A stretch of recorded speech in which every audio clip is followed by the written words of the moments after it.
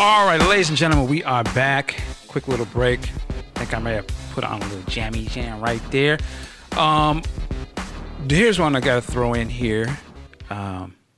This also happened this year. Actually, this was we mentioned this earlier back from the celebration times, but the Carver County authorities this year announced that there would be no criminal charges in Prince's death. That's still a very big topic, at least to me it is, but I tend not to talk about that a lot because that's a trigger topic. But I am curious what you guys' thoughts are, if you have any, on that. I mean, obviously I know it's a very big thing. We're not getting into super details here, but I'm just going to big sexy. Any thoughts on? I mean, that was a big thing this year in regards to Prince, in my opinion. What do you think? Well, unfortunately, with a lot of things like this, a lot of unsolved situations, it's easy for people who are close to the situation to say, look, we need to get this done. And I understand that. But at the same time, based on what has been released, the medications weren't his, but they haven't tracked down where they came from. I know one member of his employment, I'm not going to say names, but we all know who it is, has been linked as a person of interest, but still nothing has really come out of this. Now, I said way back when, somebody's got to take the fall for this, and I still believe that. But at the time, they made the announcement that no charges were being filed at that time. People also need to understand there is no statute of limitations on murder or homicides. So keep that in mind. So something may break at some point. Who knows? And then whoever is responsible, they got to get got. People just don't get discouraged because it hasn't happened now. That does not mean it won't happen eventually. Well, and it hasn't stopped. The official investigation stopped, but there have been other revelations that have come up, like conflicts of interest and whatnot with the sheriffs and whatnot, and those things are creating avenues for them to start to try to possibly reopen the case criminally again. So that's kind of interesting as well. And that was more recent. That was like in the last few months that information started getting talked about. But it's not getting talked about as widely as right after he died, everybody was talking about it. Now it's like only one or two, online news publications are talking about such things. It's not front page news anymore, sadly. And I'm okay with that as long as the people who are doing the investigating are still doing their thing. It does not need to be on the front page, because as long as the work is getting done, when something breaks, that's when it'll come back to the forefront, and then we'll know what's going on. Fair enough. All right, Kanisa, you got anything to add on to that? Yeah, that's a tricky one, because I know, again, we were at that brunch when that stuff dropped and all of the paperwork and stuff for everybody to sift through, which seemed a little creepy to me. Not to say I didn't read every single page of it, except for the pictures, which I was not interested in, and I happened to come across on accident on Facebook, and I'm still mad about. But that was a lot to read through all of that, and I know they had that book by that guy that came out in the last month or so. Yeah. What is the name of that book? Let me just say, though, because I saw it come through, and I saw him follow me, and I'm just like, not. But then I looked on Amazon, and it was one of those books that are free if you're an Amazon Prime member. And I like to read everybody's books so that I can properly judge them. So I checked it out, and it was interesting because it's written in narrative form. It covers most of what was in the paperwork, and it was interestingly emotional because, they talk about the emotions of the people who were responding to the 911 call and all these people who were there within 5 minutes and what they were thinking as they were on their way there and things like that. So I was like, that's an interesting way to present that information if you don't have time to look through all of it. And if you're a Prime member and it's for free, I can't say pay for it because I'm like, it's still a creepy project, but interesting. But yeah, I don't like to comment on that, not because, it's drama filled or whatever, but because like some of the work that I do is related to opioid stuff, and it's very deep and very complicated. So, I will just say, I don't even know what to say. I will say that it's very sad what happened. It happens way more often than people think. It seems like, how could this happen? But I'm not surprised if that was an issue and it happened. Things turned out this way. I'm just not at all surprised, sadly. Do you remember the name of that book? I can look it up. Yeah. Yeah. I saw a few little rumblings about that book on Twitter, I think. Isn't it like the investigation of Prince's death? Like, I think it's something like that's pretty really like, okay. and like, why did you name it that? Okay. Yeah. Well, yeah, and you know, I get it. I understand why people would be upset at those, but you know, I can look at it too as like, you know, not to compare the two per se, but I remember like, you know, Tupac and his whole situation. I remember there was a book that came out after, you know, his death, and it was not somebody who was a fan. It was literally just like some sort of investigative type reporter person, I think out of Vegas, and she had wrote a book. But one of the crazy things about that book, there was a picture of Tupac's body in the book, like on the autopsy table or something. I mean, it was just, you know, takes your breath to see that. I didn't know it was in the book until I bought it. And I was like, man, you know, but at the time, I didn't feel like she had any sort of agenda. It was just like trying to investigate this. It was a, you know, very popular type of person. And so I'm wondering if his book is, I don't know if this person's a fan or not, but is he just somebody that's like, yo, this is a big story and we're not sure what happened here. I'm just presenting all these things. He said he's not a fan, and he doesn't put a lot of judgment in it. He's like, here's what happened, here's what happened, here's what's happened in a narrative form. Because he keeps calling Paisley Park a mansion. I'm like, why do you keep calling that? So there are things like that you can tell he doesn't really know Prince like that as he's describing some of these things. But it really is just kind of like, here's what happened. It goes through from the 911 call, talks about Judas thing for the 14th. It really places it all in context in a way that, if you haven't sifted through all the documents, it just lays it all out there in a way that's easy to understand. But also, it doesn't come from a judgment place either. And also, it's interesting because we are all kind of mind blown about how this could happen. But the way that it's laid out in this narrative form is like, Prince was struggling for a long time, and it wasn't like a new thing. So to read it with this format is like, gosh, there's a lot he was doing to make sure people didn't know or whatever. I mean, you can draw your own conclusions from the information that's here. And it's probably going to be based on how you see it in your own perspective and your own healing and how you view Prince as a person. And it wasn't anything surprising to me because I already have my idea of what that is like. But I can see, you know, if you're very sad still about Prince, or if you have the kind of hero, or if you have a certain perception of Prince, it's going to be a very exciting book to read. I'll just say that. I can see that. I can see that for sure. I'm gonna check that out. So that's how we got in that conversation. The Carver County situation. Changing it up. I want to get off of that a little bit. I still have yet to see this, but I know this is, I think, touring overseas right now. The For You Symphonic. Thing.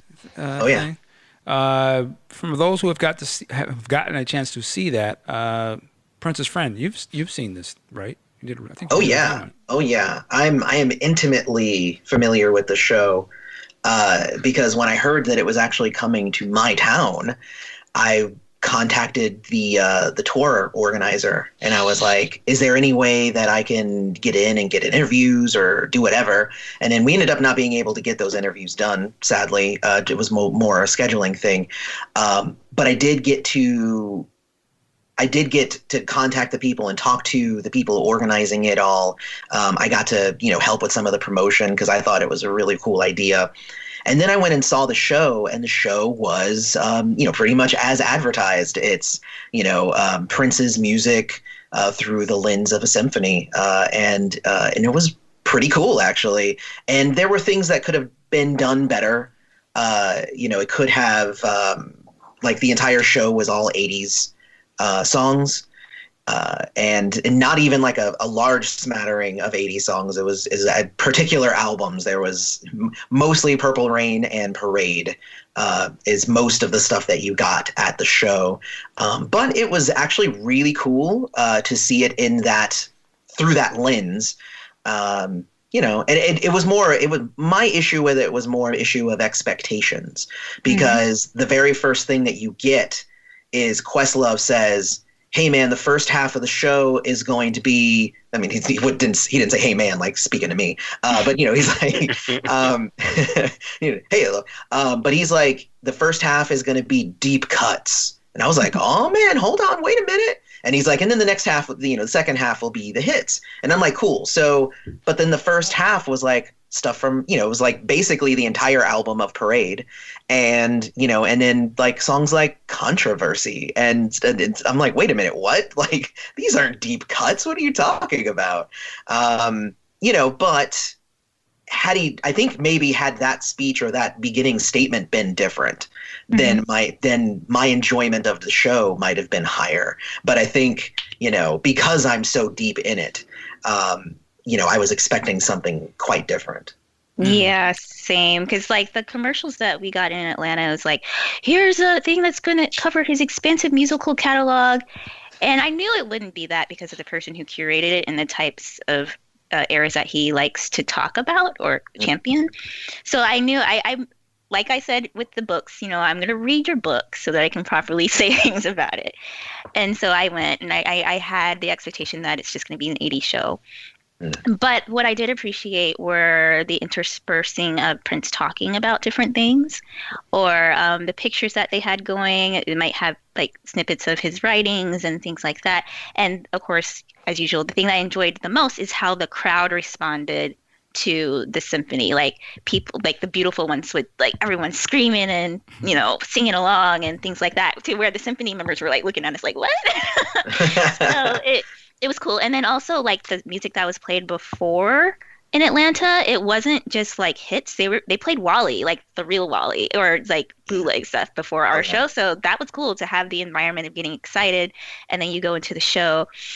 But again, like, because I've seen some other symphony people covering Prince music, and it was more inclusive. Like the Detroit Symphony did a New Year's Eve thing a couple of years ago, where they had the guy fronting, where he was talking about Prince stories and the times he met him and things like that. But it was songs that were across his whole album and not just one decade. So that's kind of how, I mean, it was a good show. If it comes to your city and they come do another leg in Atlanta, not Atlanta, in the United States, definitely go. But this is also an opportunity for people to know that he's more than 10 years worth of work. But there are other avenues to do that. But, I'm always going to gripe about that. Like our podcasts and YouTube channels, Yeah. Yeah. Well, I mean, I think too, I think it's important to put in context who is marketed to. Is when Questlove is saying these deep cuts, he's probably talking to a more mainstream person who those songs would be deep cuts, as opposed to something from the Gold album. That's not a deep cut for most people. That's unknown regions, like they don't even know that exists. But on that same note, I think that was also a part of it too. Yeah. Is that the marketing for that show is almost non-existent. So you almost have to be in the Prince world to even know that it's coming to your town. How was the turnout there when you went? When I went, maybe a third of the the venue was actually full. So really? the entire floor was full, but then there were just like small smatterings of people up in the actual stands. Wow. Yeah, it was really full. But Atlanta's weird about Prince. We always turn up True. For stuff like that. And where did you see it, Princess Friend? I saw it at the Yuling Center here in Tampa. Oh, okay. Yeah, so Tampa didn't show up, sadly. But but you're right. Like Atlanta's a much deeper. I think Atlanta's also more entrenched in music in general. Because Tampa's. I say I love living here because it's boring, but I also hate living here because it's boring. So. But back to your point, Michael. Like some of them were hits, but there were like some maybe one or two from the Parade era that were not, well known either. So I'm like, if you're gonna do deep cuts, why not? If you're going to put a couple in there, you can be more inclusive of the catalog. The only one that I heard was All in My Dreams. That was the only like deep Wow, cut. they did that. That's crazy. Yeah, and I gave them props even in my own review that I did. I was just like, nah, man, like they definitely did that one song, and they did it well. They did a good job with that song, but that was pretty much the only deep cut for somebody who already knows Prince's music. Right. Gotcha. Also, just to stay on the Questlove thing real quick, at least for me this year, I hesitate to say I know the dates of his other shows, but it was quite a highlight this year to listen to some of the Prince-related Questlove Supreme podcasts. The Jesse Johnson one jumps out at me. That was such a great listen. Jimmy Jam as well. I'm just to jump off the road for a quick second, just for my music hip hop fans, the newest one with Snoop Dogg that just dropped the other day is phenomenal. I was just like, because they went into so much deep. It was kind of like same thing with Prince. They didn't just talk about Doggy Style. They went into like the later albums and was getting deep into. I was like, how'd they know about that? But so they do a great job over there. But the Questlove stuff, and I wanted to ask Big Sexy to jump in too, because I know he listened to this as well over this year for some of his thoughts. Well, with the Questlove, it all started for me back when he did the Alan Leeds one, which was great. And like you said, Jimmy, Babyface was great. There's so many things out there. Jesse Johnson's, like you mentioned, really just set the standard. And the thing about Quest is, what I enjoy about it is they talk about the entire guest music experience, because there's so much to learn. I just listened to one the other day with Ray Parker, and he talked about how his band Radio broke apart, and again, it's the same things that get to a lot of musicians: insecurity and jealousy. And again, if you want to be in this business as a performer or a manager or what have you, listen to these recordings, because it is a roadmap of what not to do in some cases. You don't want to get caught up in your own ego and make the same mistakes that a lot of people in all genres have made. All right. Shout out to all those guys over there. Let me say publicly, at some point, we need to break bread with Quest, man. I ain't gonna say nothing else. A shout out to those guys over there for sure. Another big thing this year is the University of Minnesota. They gave the honorable doctrine to Prince this year. Yeah. Right? Mm-hmm. That was a pretty big deal. Dr. Nelson in the building. That was pretty awesome, I think that the cool thing about that was also that was pretty funny. And I'm trying to remember who it was that I was speaking to, but I was speaking to somebody who, was behind the scenes and knew a lot of stuff about kind of the goings on even before Prince was no longer on this plane. And one of the things was that was already an ongoing thing. They had actually offered Prince that thing, and then Prince was just like, yeah, whatever. And then they were just like, cool. And it just took time for it to actually like come to fruition and for them to do the whole thing. But like, I think it was a really cool honor. But it was interesting that, Prince was like, cool, that's a cool thing for me to have. But he wasn't tripping on it or anything like that. Yeah, that sounded like a Prince move. But I thought that was a really cool thing to do. I can be cynical and say, I should have gave that to him when he's alive, but you just said that maybe they tried to. They were actually trying to, and he was like, yeah, whatever. Another thing that, and I posted this out on Facebook, and some people were asking some things and wanted to touch on this, the rumored release of the Prince memoir that was a lot of people thought was going to happen this year.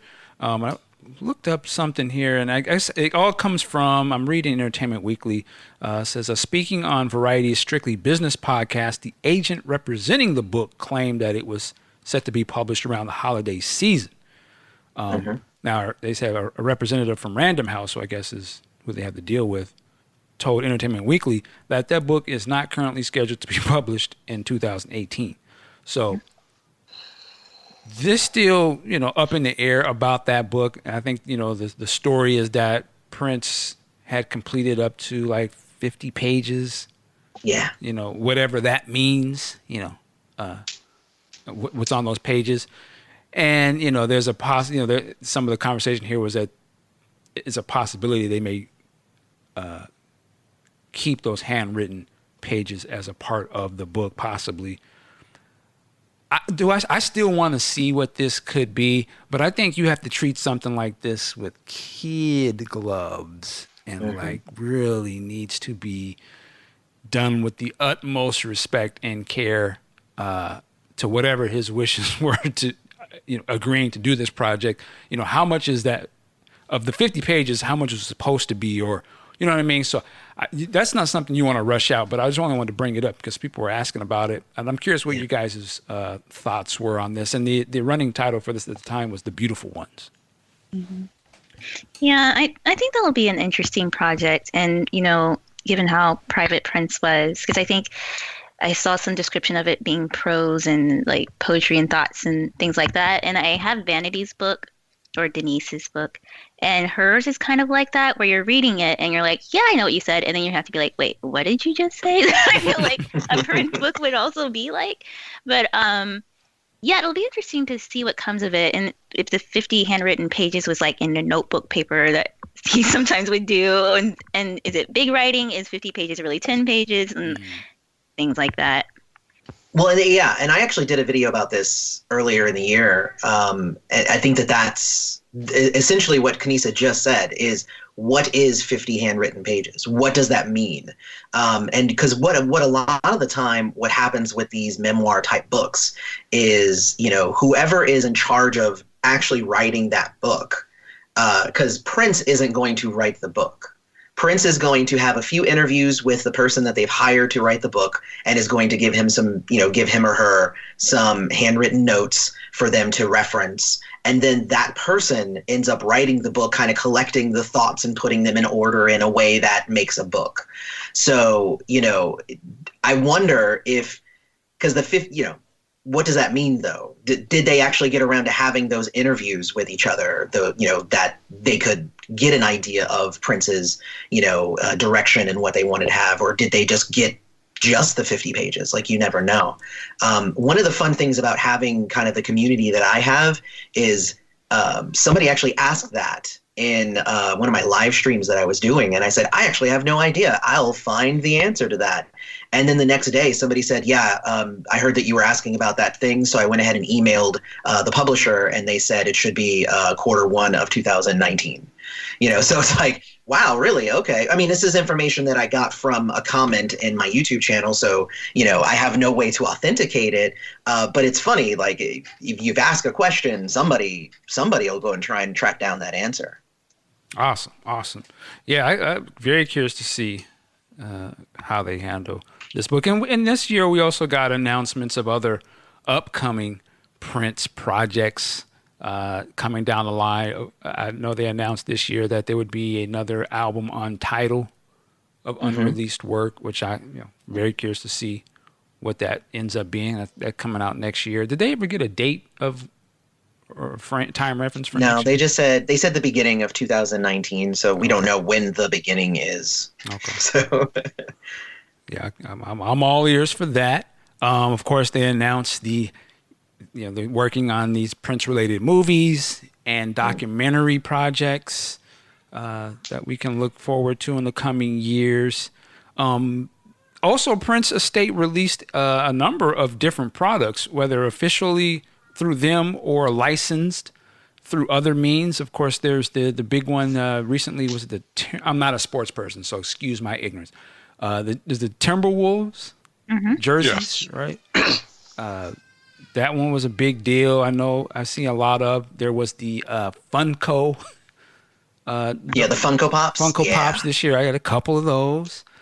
I think recently the estate is putting out one of those jerseys, the MPG jerseys. Is that right? For the low price of $200. Yeah. Hey, it's a collector's item. There's been a number of T-shirts. That's kind of what I do appreciate. Well, okay. I mean, I'm not going to say what I am, but I spend a lot of money on Prince stuff, and but I appreciate again the variety because like they're doing a lot of vintage shirts. Because when we were at Celebration, they had like the old school Purple Rain tour shirt that the week prior would be $200 on eBay, but now you can get it for like $25, $30, and then but from Paisley Park, and then they have like the '90s shirts on the official site. Might take, a couple months to get it, especially if it's a pre-order, but I think maybe they have things in stock now that they're releasing through the official store. And then, of course, you have like the 3121 and Musicology and Planet Earth coming out on purple vinyl in February. Right. Mm-hmm. So there's a lot happening as far as things being sold. And I know across the pond they have, I can't think of the name of the store, but there's a place in maybe England, maybe, that has a lot of Paisley Park official stuff from there, so you can get stuff from there instead of having to have someone in America mail you things over there. They get a lot of license and exclusive things too.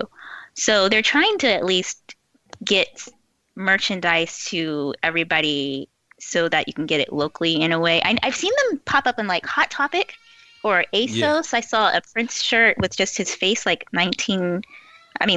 early Prince, like the second album Prince. And I'm like, that's really interesting to see. And they're all official. So, but then again, you're showing up in some of these gift stores like a Spencer's or something like that, which is weird. But it's about exposure, right? And I apologize to all my listeners. You hear that little kid crying in the background? Somebody's getting a behind tore up out there. But that's what happens. That's what happens when you have real kids. And sometimes it ain't all happy. This is a black household. That's what's going down. So I keep it 100 on my show. But anyway, I was cutting somebody off. I don't even remember what I was going to say. The thing about the estate kind of putting out more licensed things and whatnot, a lot of people have an issue with that sort of thing. It's like Prince would have never done that. But the interesting thing about all of these things is that Prince was content with the money that he made with his tours, but if Prince isn't here to tour anymore, where are you going to get that money is essentially what the estate is saying. So, if they want to keep Paisley Park up and running, then it kind of needs to be a museum. If we want to get, more albums and whatnot out there, they have to have some more licensing things, and they want to spread the word and make him a little bit more of a household name. Like, yes, he used to be way back in the day, but he had gone kind of underground. Everybody knew who Prince was, but unless you were looking for Prince, you didn't find Prince.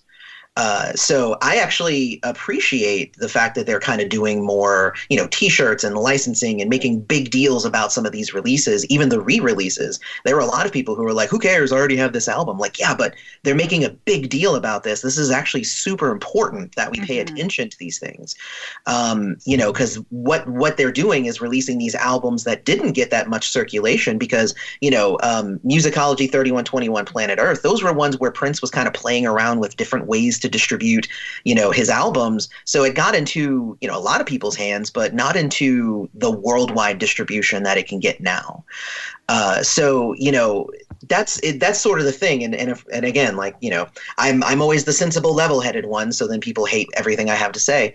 But we have to approach it in that vein. These are the steps that the estate feels that they need to do in order to start kind of building up his legacy a little bit more. And he's always going to have that legacy. But right now, the legacy that he mostly has is, he wore purple and he was in a movie called Purple Rain, Exactly.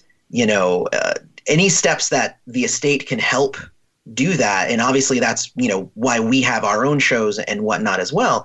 But like, we can't do it alone. Like, we can't fight the estate, so really we can only just keep hoping that the estate keeps doing these things that, kind of puts Prince back into people's minds again. I think that's really important too, especially one thing we didn't talk about are how the catalog hit the streaming services.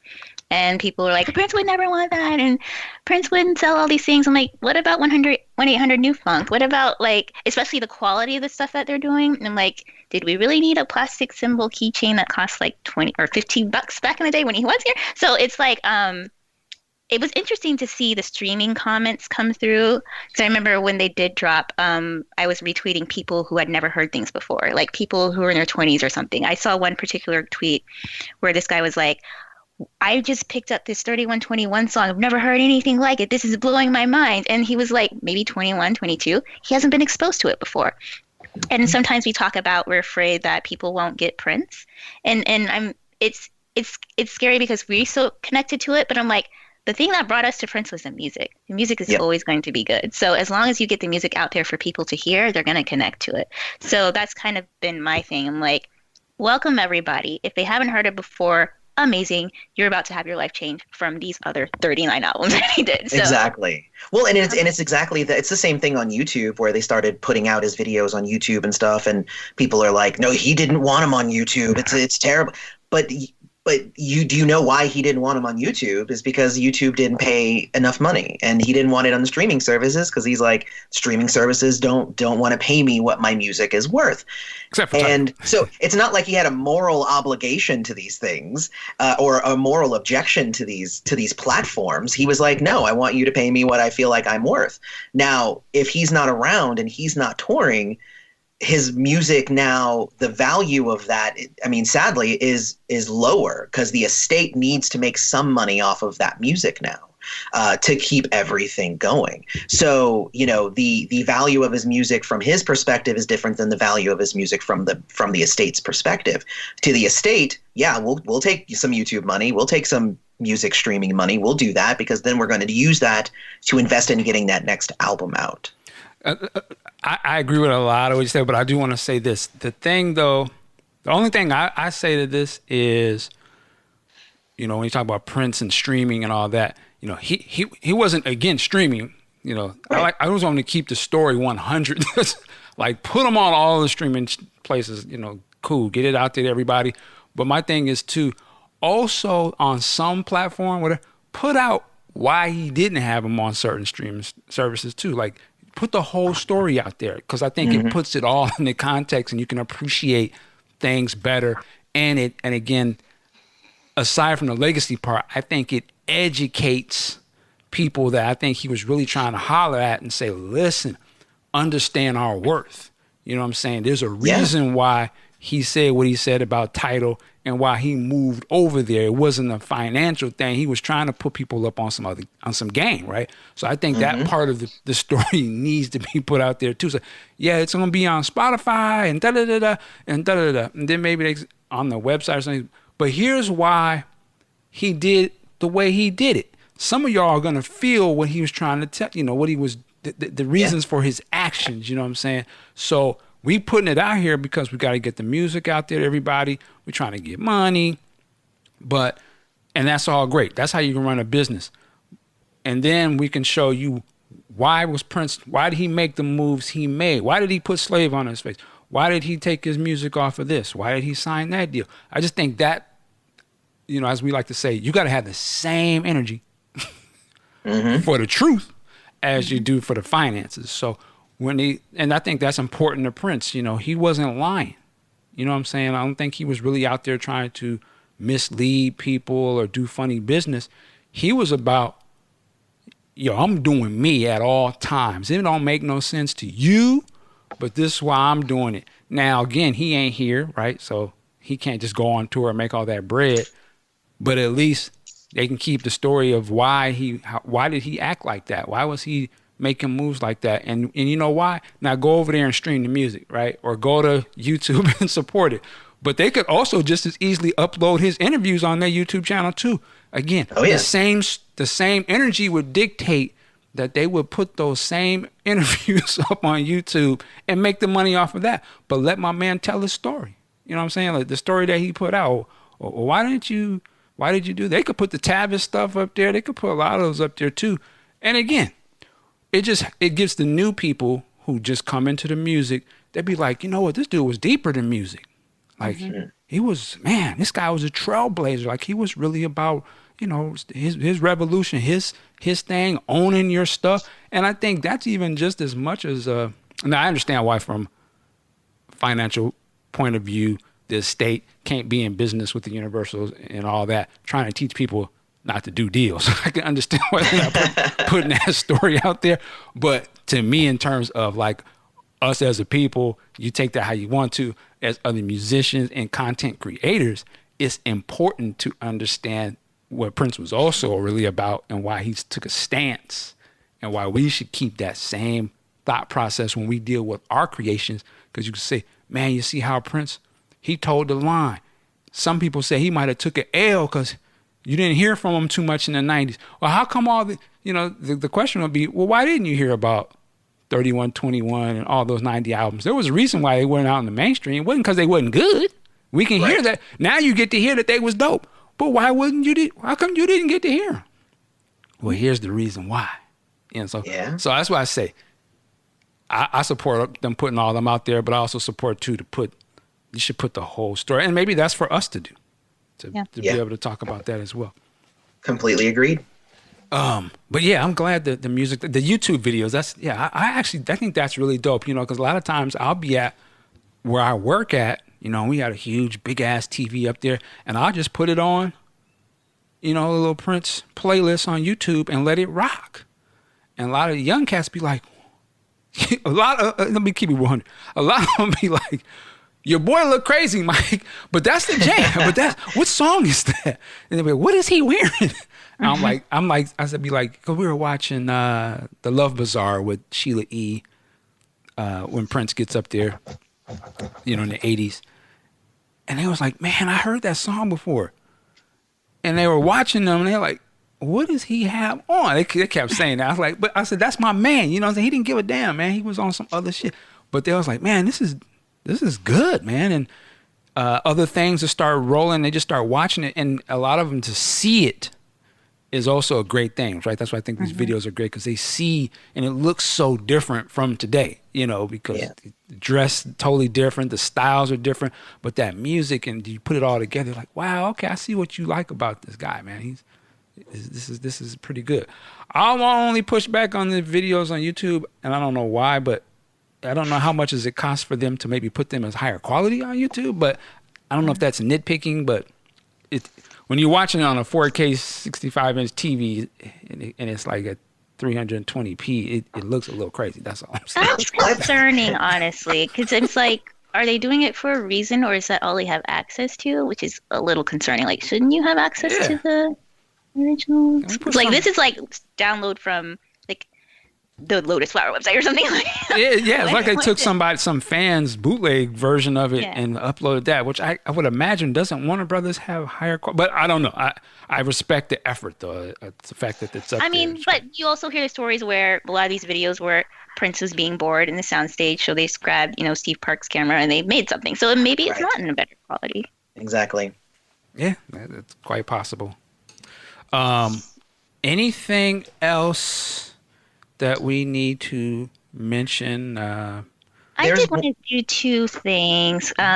One, because obviously I work in IT, the Yes We Code work that's being done, that's still going forward. They actually just finished a cohort with Infor, I think it's called, where they put out applications for underrepresented people to come to learn to code.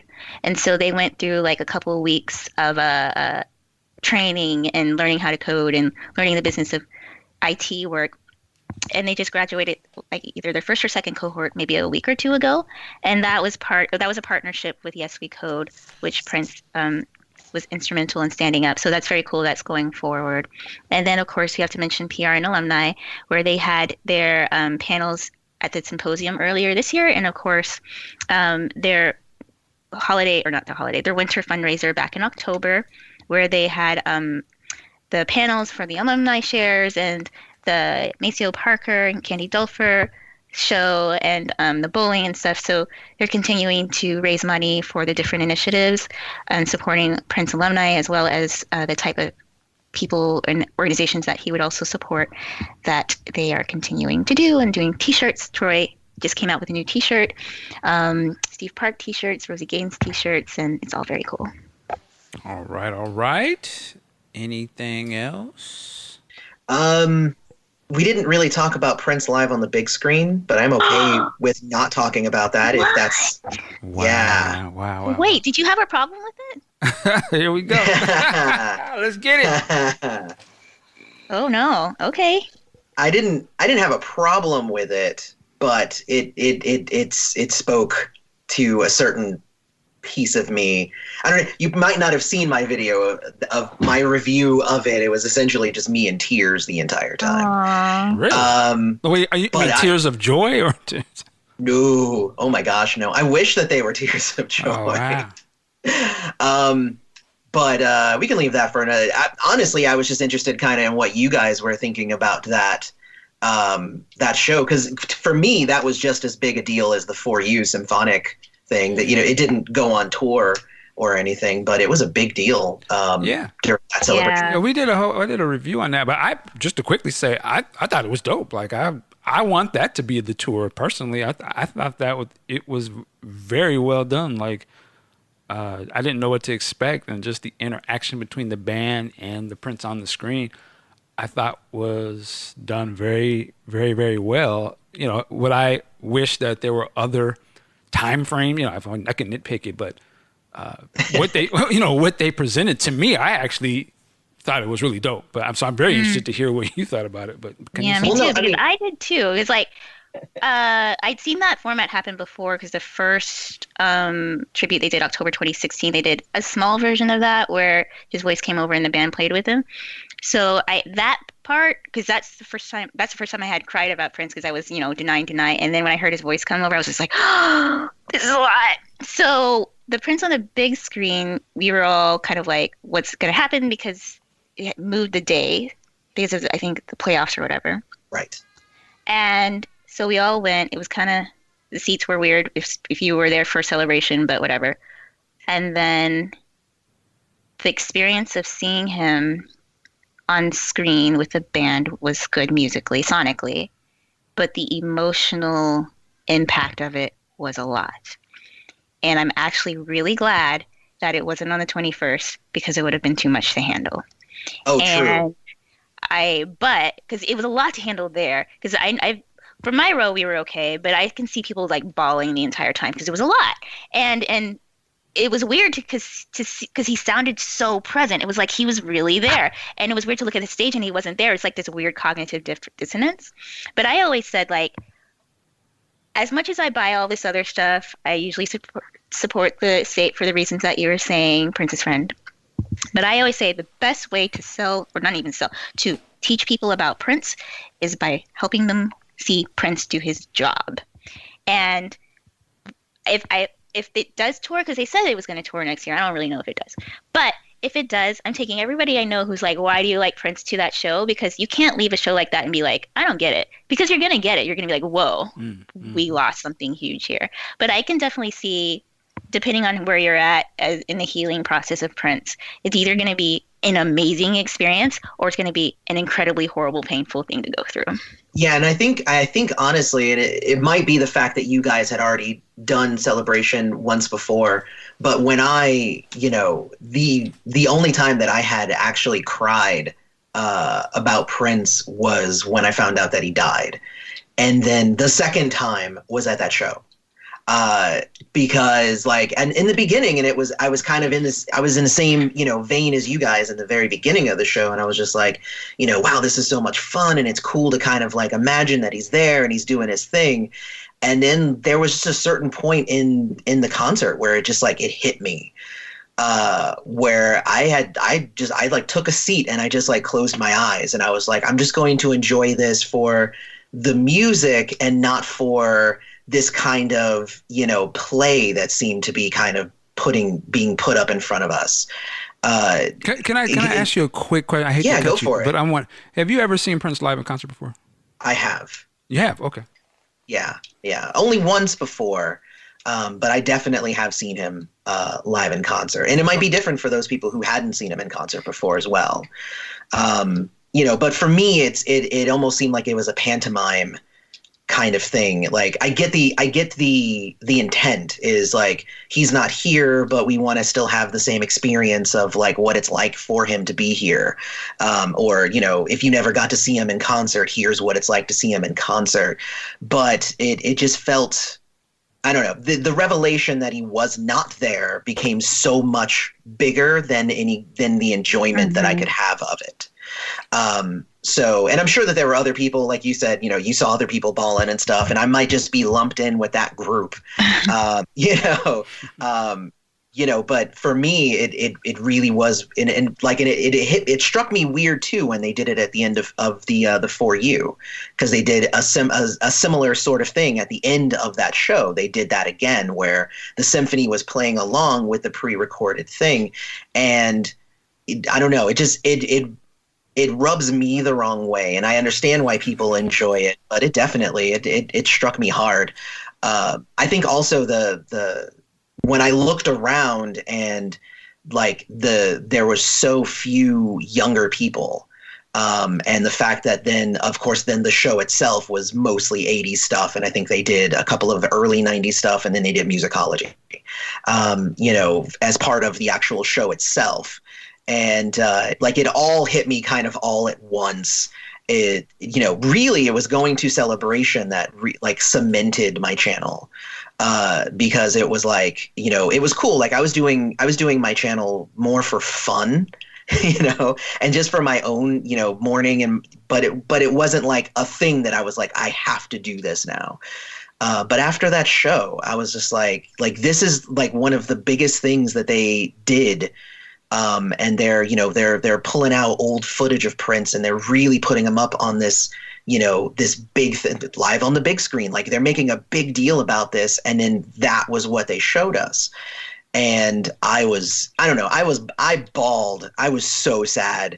And what was cool about it, though, to bring it back to the positive, was that the next day, that same band that played on the big screen and stuff, and he did all the 80s hits and everything at Paisley, they did all the stuff that I wish they would have done at live, at the Prince Live on the big screen. Like they did they did songs from, Rainbow Children. Yay! They did stuff from all those songs that I wish that they would have put up in front of everybody, because this was a giant stage. This was their chance. This was to say, this is the Prince that we now miss. And it was similar to the For You thing. It was like my expectation of that was that it was not going to be just 80s songs, and that it was going to kind of go across his entire catalog and stuff. And, I could go on and on and on. Well, no, that's a very interesting observation, because I think it all comes down to the person, because I can feel everything you just said, but my expectation would have probably been exactly the opposite. Mm-hmm. I walked in there and I knew they was possibly going to do this, but because I think they had released the Nothing Compares to You video maybe a day before or something like that with the, that rehearsal footage. Oh, yeah. I'm walking into that show thinking, oh, they're about to show us that. Like stuff, more of that. Now, of course, that's 80s all the way. But for me, that's my walk away. Like I said, I could nitpick. I could say, like, to me, they just showed the 90s. I understand why they show that, or 2000s, because it's the highest quality type stuff, and they're going to show you some low grade VHS recording stuff up there. But for me, I would feel the same way you feel. But I don't expect them to do that. But for me, I was like, they didn't really show me what I wanted to see. But again, I understand that they have to play Prince to everybody. And it's almost impossible to, they can't base it off of one fan's expectation or a group of fans' because again, Prince is too big for that. Well, Prince is too big for that though, right? You'd be putting Prince in a box if you did that, right? Which again, you might think is cool, but there's probably a whole bunch of other people who are like, how come you didn't show this? There's always going to be when Prince was alive, we said that on his tour. Oh, he's just doing the hits. We railed on Prince about that, right? And sometimes he'll go, okay, well, I'm going to do, But again, I think Prince is way too big. I guess my point is that as much as you feel that, how it has that effect on you, I'm sure I could have the same way to say, well, I wanted to see the exact opposite Oh yeah, most definitely. of what it was. But I understand that, this guy's career is way too big to, to really play fairly, I guess, to any one sort of thing, because there's just too much there. And it only makes sense to me why they would show that footage, because it was newer footage.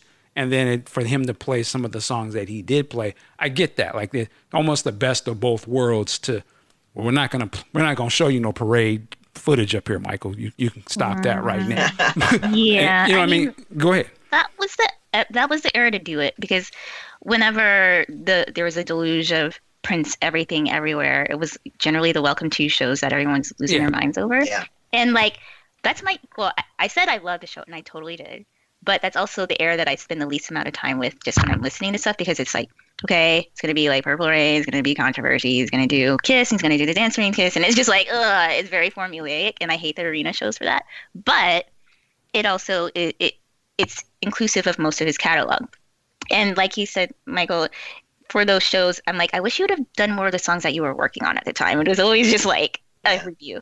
But that made sense that they chose that era for a show like that, or a musicology show would be a good choice as well, because of that, because of how at that time in his career it was, hey everybody, I'm here to make some money and also remind you of your past and your childhood and how you grew up with me and things like that. I definitely agree with you there. And for me, I think a large portion of it was the illusion that they were trying to create with that. And I think it was a successful illusion, but what it did for me, and probably all those other people that you saw crying, was that this illusion, it just made it even more obvious that Prince was not there. Yeah. Which would happen no matter what they show, right?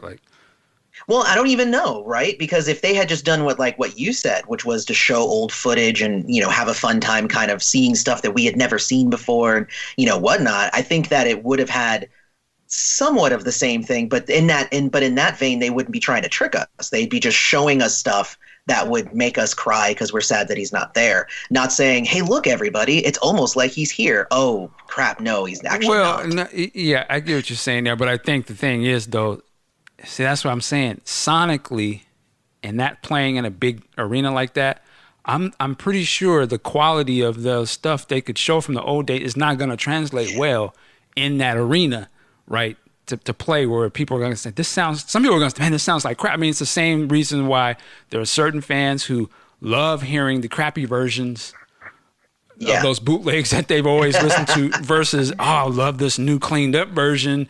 And some people will have an issue with some of the things that might be, like Weekend Funk or something like that. You're never going to be able to. You're never going to please everybody. Definitely not. And they can and again, it makes sense why they could show that footage in that arena, because it's going to sound a lot better, look a lot better, as opposed to, as we talked about those YouTube videos we watch now, right? I love what they're showing, but man, is there a reason why the quality is so low? You know what I mean? Even more than that, the sound, because, Prince was always about real music by real musicians. And depending on your perspective, right? The voice part is always going to be pain. But the music by the musicians who were there when the music was made or performed was really important. That next day when that band did, it was crazy to hear 1 + 1 + 1 is 3 live in the Paisley Park soundstage, because I love the Rainbow Children. I was just like, oh my God, finally they're doing stuff. And because it was my birthday too. And so I was like, okay, this is it. And they did the Work Part 1, and they did all these songs that are from the era that I love the most. And it's different to hear a recording of it, even if it's Prince and the main band. Because here's the interesting thing. Sorry, we're going to talk along. So Prince live on the big screen, you had the voice there. The band was there. It sounded like he was there in a creepy way. The next day, to me, hearing the instrumentation, the sound, the live sound, I missed Prince more. Well, actually, in a weird way, I missed Prince more then, but also didn't. I felt like he was there because this is his arrangements that he put together with, it was a different band, but with musicians that he worked with across his career. So it was it was weird that when he wasn't obviously there, he seemed more present than when he was there and with a voice. 100% what you just said. Like 100%. Because that's exactly my feeling, is that it felt so empty when I was there at the Prince live on the big screen. And then the next day they brought me back up. Cause I was running on fumes on that last day. I was like, cause the night before like drained me emotionally. And when I went there and they were like, let's do this. Like, we're going to play from all of these songs that you didn't ever hear, that you've never, like, it was really cool because they were all my favorite tracks, like from Rainbow Children and all that stuff. But there were tons of people that you could just look at their faces and tell that they had never heard those. Mm. And I thought that show like in that moment became even more important than the Prince live on the big screen. Mm-hmm. And to me, at least. Let me ask this question to everybody. This is interesting. In regards to the Prince on the big screen, and I'm going to use the word you use, Prince's friend, like you felt sort of tricked a little bit. Do you see any correlation between that presentation and, say, a lot of the controversy of the supposed sort of hologram thing? Like, would some people think that this would be sort of that type of a show where it's like, it's not, and they didn't use a hologram, but of course they're showing, they're presenting this as if he's there and we got another band playing with him. Now, again, I thought it was dope, but I'm curious what you guys think. Is there any correlation between it? No, and I do want to state real quick, like, I'm not faulting anybody for doing it, and I actually think that the way that they executed it was really cool, because especially when you got to hear the panel with those people who were on stage, and you got to hear about like everything, like how technical they had to be in order to sync up with the video and all of that stuff. So like they were masterful and actually pulling it off. So, definitely no shade on anybody involved, because they went out to do this thing and they did it well, and it was actually great sonically, as you said. But I think that it might be akin to the same kind of hologram-ish kind of thing, because I think it's about as close to a hologram as any Prince friends are going to let them get away with. Because the moment that like Justin Timberlake said, yeah, we're going to have fun. No, you're not. And they're like, oh, wait, no, but we're really not, though. Yeah, you're right. Yes, it was hilarious during that show. But I think it is kind of akin to the same thing. So, because it's not like you're not taking a 3D image of Prince and making him do things, but they edited that stuff together, and they created this atmosphere that made it feel like Prince was there, even though he wasn't. And then that sort of thing, that's when it hit my emotions for real. Because if it was just us watching a concert, we all know he's not there, but we're here to just kind of enjoy it, and it's going to be awesome, But they're actually taking that extra step in order to almost trick your brain, because you look down at the stage, you look up at the screen, it's like, it's almost like I'm at a Prince concert, which was exactly what they were trying to do. But then it's just like, but wait a minute, but I'm not, and he's not here. And that's why the second day, like Kanisa said, he wasn't there, and yet it felt like he was more there spiritually than he was at the show where we could see him. Yeah, I mean, it might be just the imagination piece. Like when you read a book, you can't see what's really happening. You have to imagine it in your head. Mm-hmm. And so for that second show, it's all his music. So the Prince that you perceive is the one that lives with you anyway. And it's going to be very personal in that way. I think maybe that might be the reason why it resonates a little bit more. Yeah. Okay. Just the shits and giggles. Kanisa, if you had a choice, would you rather see more Prince on the big stage like that, whether it's on a big stage or, celebration style, or would you rather see like just that band play by themselves play the song? That's really hard, because it depends on what my motivation is. To enjoy Prince. It's do I want this for other people to experience Prince who haven't, or do I want this for me? Okay. Because we have a local group in Atlanta that they didn't work for Prince, but they were big fans, and they are very good at translating Prince's songs, and I love those because they don't always do the hits. So it'll be like a deep cut. They'll do like In a Large Room with No Light, or some of the lesser known songs like Love to the Nines, what the fans would know, but most people wouldn't. Mm-hmm. And I always love those because it feels like church when we're there, and it feels like he's with us because these are people who love music that are going to these events, and people who love Prince and music who are performing these songs for us. So I love that. And when I see the bands that are touring, for example, I always notice that Prince isn't there versus people who may be lesser known. Like, it's like that band on the second day was a combination of different eras. So it's easier to digest that, knowing that in their head, they all had their personal experiences with Prince, and they had that shared experience of having to work for him or with him.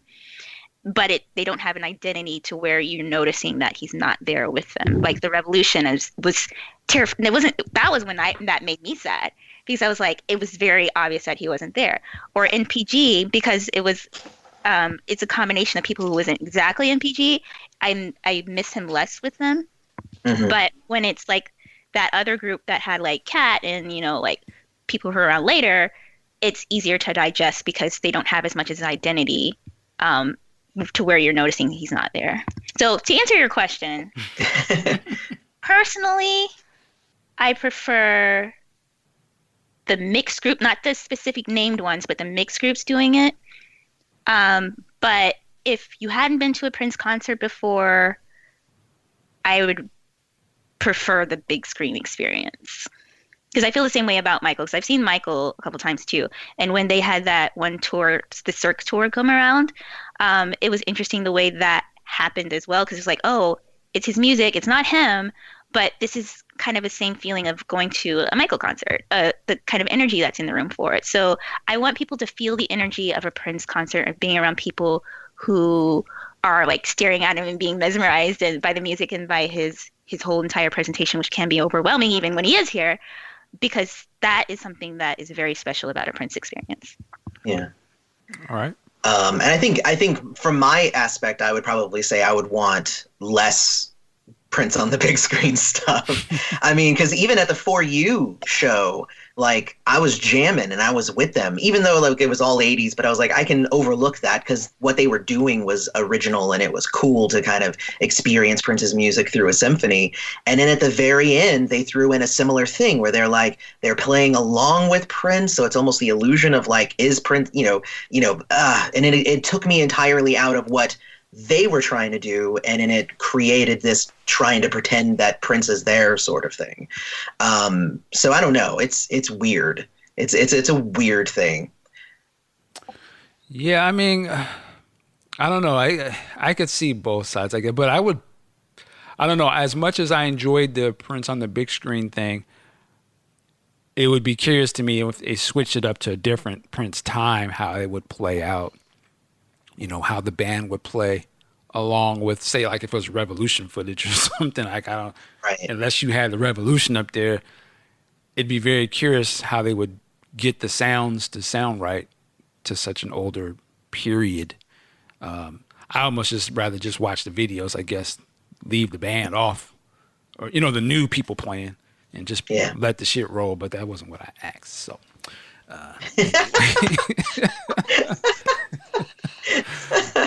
all right. So sorry, I know I just added on like an extra, that's like good. 35, 40 minutes to the show. The listeners love it. They want to hear that. All right, we're gonna wrap things up. Before we get out of here, though, I want to go around the room. This is our last one for the year, and Prince's friend. Where can they find you? Obviously, YouTube is where I hang out the most. YouTube.com/Prince's Friend, all one word. That's the main place. I actually just uploaded my final video of 2018 yesterday, where I talked about like the highlights and how much we grew. We grew by leaps and bounds in terms of pretty much every metric on YouTube, which is really, really awesome. But also I go through a lot of like my biggest videos and stuff like that. So if you're looking to figure out like, if I want to get into, the channel, where should I start? Well, like watch my recap of the last year, and then I talk about a bunch of the videos that you might want to go and check out. But yeah, that's my main place, YouTube. Just type in Prince's Friend. Actually, type in Prince, and then just go down a few in like the predictive texts, and it'll be there. So that's pretty nice. All right, Big Sexy. Where can I find you, sir? Excuse me. Well, I can be found on Instagram under Mark Wiggins 2. Facebook under Mark Wiggins, and Twitter, WSE Mark. All right. Kanisa, Darling Nisi. Darling Nisi on Twitter and Tumblr, and you can hop straight to Muse to the Pharaoh, musetothepharaoh.com. Last episode was about fams, and fanatics, where we kind of deep dive on what all that means and how to deal with all those levels of engagement. That was a good one. We also did like a survey as well that we did based on the celebrity attitude scale from the University of somewhere over the pond. And it was interesting, the results that came back from that. So definitely check out that podcast and how you compare on that scale as well. All right. Anything we can look forward to coming 2019? I'm asking this on Prince's Friend as well, but Kanisa, anything we can look forward to for the new year? Yeah. I'm not going to say I'm chasing some people for some interviews, but I'm chasing some people for some interviews. Okay. And doing some, because we had a podcast about Prince and race, a series called Planting Flags in the Funk, where we talked about, first episode was about Black women who were coming up with Prince, and we have some future ones about Prince in Minneapolis and Black bodies and pop culture and how they are consumed and enjoyed, and different influences, musical influences of Prince and things that we're going to dig into. So that's going to be a series that's ongoing through the year. That I'm most excited about. And then, of course, the regular stuff. Very excited. We're going to do a Rainbow Children deep dive because that's my second favorite album from my first favorite era. But yeah, lots more to come. All right. And you can find that all right here on podcast. And like for me, like we're going to be doing a lot more of kind of the same. We do news, we do whatever. But the last album review that I did from Prince was for Chaos and Disorder, which means I'm finally done with all of the Warner Brothers and all of the 90s and 80s stuff. And we finally start to getting into the late 90s and the 2000s. So Emancipation is, I'm going to be jumping into that, right after the new year. I'm very, very excited about doing those videos. And, the cool thing about doing a channel like mine, I am also chasing some interviews as well. But, I'm also trying to, up my game in terms of, production value and, I've been trying to have a lot more fun and trying to engage more with the community, the community as a whole. But, it's really cool that we've actually kind of created a community almost around Prince's Friend. So, I'm here kind of, as that vessel to kind of serve and continue kind of laying out, my vision of who Prince was, which, of course, is different for everybody. All right. And let me take the time here to thank a lot of our guests this year. We want to shout out St. Paul. We want to shout out the PRN alumni, Gail Chapman, Jesse Jenkins was on this show. Shout out to Peach and Black podcast. We did that joint show earlier in the year. That was so much fun. John Wesley Payne, of course, my OG cousin, Charles Chaz Smith. Shout out to Funkatopia, Chris. We did a show earlier this year. Tony M for coming through. D'Angela Duff. My guy Troy Gua, for coming through this year. And we got me and Troy got some stuff planning for next year, which should be fun. Shout out to Craig Alexander, over there in Houston. Craig holds it down for Prince in Houston. And he had the Prince Day in Houston. Shout out to him. Shout out to Craig Lawrence Rice for coming on and doing a really good interview. Levi, thank you for coming on this year. I'm trying to think, did I forget anybody else in terms of interviews? I think that was it. Oh, shout out to Miles Marshall Lewis, who came through and gave us some insight on that Ebony story. Oh yeah, that was a good episode. Pretty fun. Yeah. Shout out to my guy Terrence Jackson. Man, it was the adventure getting you on, brother, and thanks for coming on. And also shout out to gosh, I am going to butcher the Dave Hampton, Sam Jennings, Amy Carlton, and Janetta Jenkins when we had our Prince Tech Talk. Thank you all of those guys for coming on and really just getting that together. Those guys did a phenomenal job with that. And again, shout out to my peoples, Big Sexy and Sack, always holding it down. Q Storm, Aunt Pooh.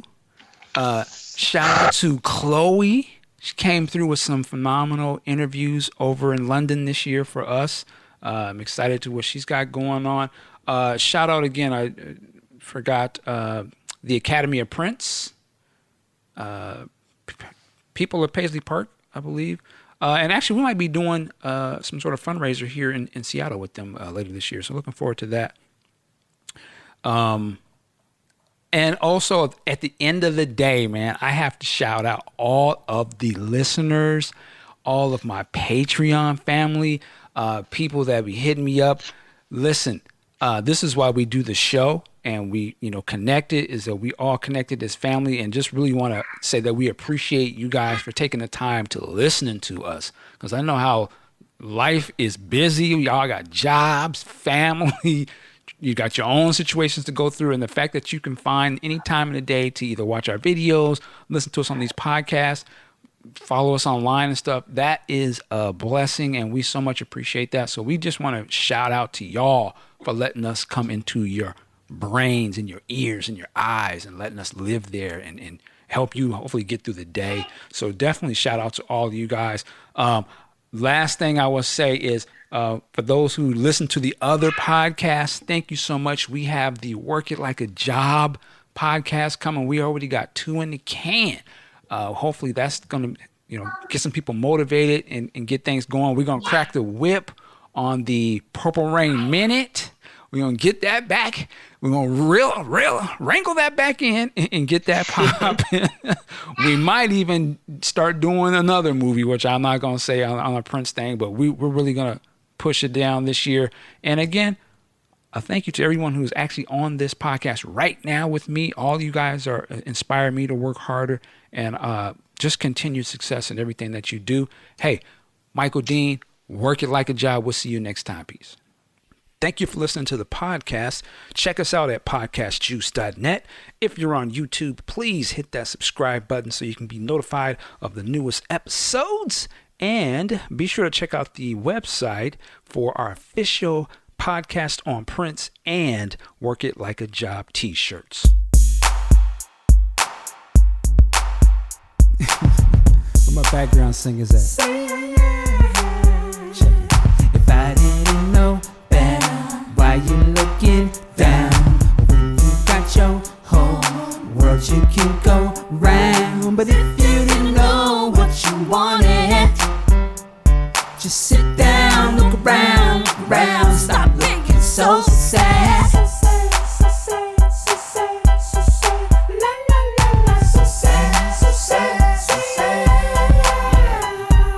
If you can see that and you believe that life is a blessing, stop looking so sad.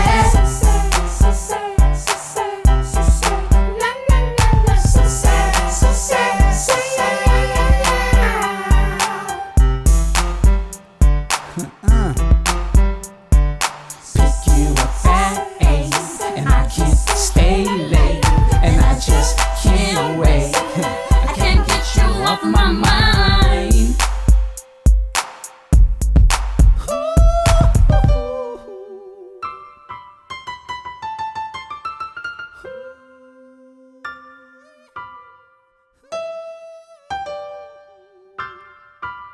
you know. So sad, so sad, so sad, so sad. La la la la, so sad, so sad, say yeah, yeah, yeah, yeah. He did it 'cause he wanted to. He died for me and he died for you. And that alone should make you glad. So you don't have to wake up and be sad. That's right. La la la la, so sad, say yeah, yeah, yeah, yeah.